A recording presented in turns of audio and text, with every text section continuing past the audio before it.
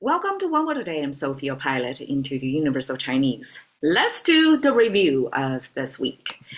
We talked about this one horizontal line, okay, without telling you what it is and how it's said. Try to recall. Yi is the pronunciation, and it means one. And this is tied to Chinese philosophy, the Taoism. Regard the genesis of the world all starts from one, and it's kind of corresponding to the Big Bang theory, right? Just starting from one point. And then Chinese would polarize things into yin and yang. So we have this yi sheng er. One generate two. So from one, we have this opposing energy, yin and yang. And then er sheng san. This, okay, according to ChatGPT, and ChatGPT, of course, it's according to somebody else's research, that how to understand 二生三 from this bipolar forces, there is the third dimension.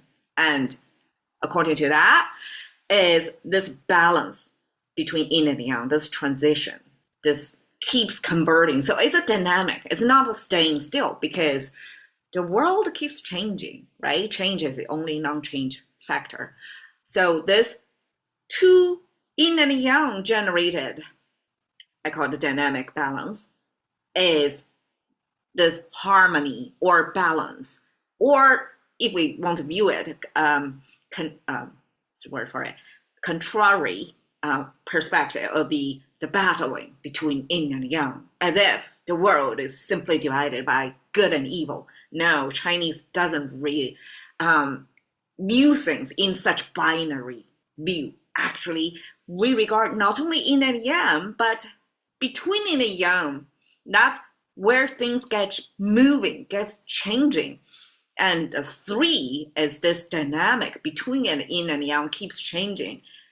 And when things comes into harmony, like a balanced, dynamically changing but a balanced harmony, that's the kind of the essential Tao, how things are operating behind everything. And from the three, from this harmony, generate one, like 10,000, meaning like infinite number of different things, different species, right? Different people, different cultures, everything generated from this one, and that one horizontal line perfectly, super simply signify that.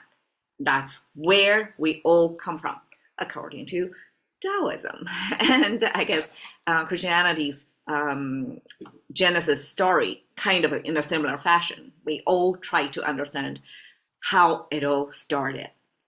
Now, the intersecting vertical line, make it into a 10, pronounced as 十.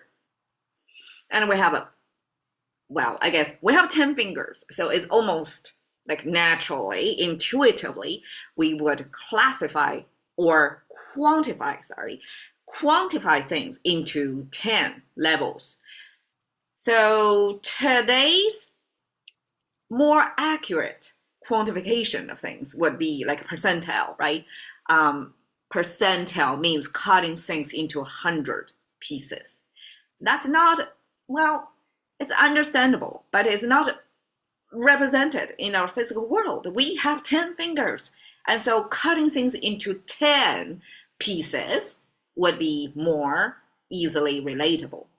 So Chinese have expressions. When we use 10, that means fullness, means completeness, means everything is 100%. And in English too, we have this 10-10, right? Instead of cutting things into 100 pieces, we don't say 100. That's unrelatable almost. But when we say 10-10, we don't have the granularity, but we have the rough sense of where things falling. So 10 is a Chinese way to say it's a 10. It's maximum. It's the perfect. It's the completeness. So 1 and 10. 一 and 十. And we even have an expression to connect 一 and 十, which is 一五一十. We're talking something, talking about something truthfully. That is, we're going to spell out this one. And if it is one, we say it's one. If it's a five, we say it's a five. If it's 10, we say it's a 10. So that's how Chinese say you're telling your true story, at least according to your perspective. You, I guess, by like you're not committing perjury. You're saying things as is. And that's week 1. 1 and 10. 一 and 十. Thank you for your time. See you another day.